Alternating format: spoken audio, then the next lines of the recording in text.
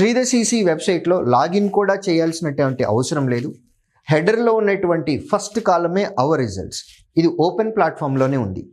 Year వైజ్గా శ్రీధర్ సిసిలో చదువుకొని ఎంతమందికి ఉద్యోగాలు వచ్చినాయి అనేవి మేము క్లియర్గా ఇక్కడ మెన్షన్ చేయడం జరుగుతుంది.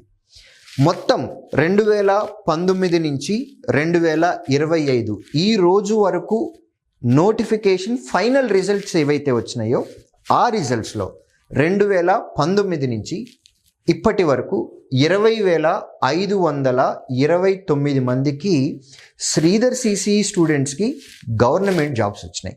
ఇందులో పబ్లిక్ సెక్టర్ జాబ్స్ ఉన్నాయి, స్టేట్ గవర్నమెంట్ జాబ్స్ ఉన్నాయి, సెంట్రల్ గవర్నమెంట్ జాబ్స్ కూడా ఉన్నాయి. ఏదైనా సరే 20,529 మంది కేవలం శ్రీధర్ సిసి నుంచి రావటం అనేది ఇది ఆషామాషి విషయం కాదు.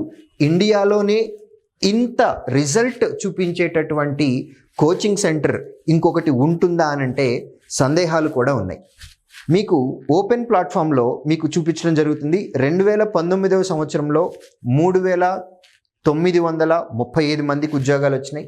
2020లో కోవిడ్ సంవత్సరము, అందులో నోటిఫికేషన్లు వచ్చినాయి కూడా క్యాన్సిల్ అవ్వటం జరిగింది.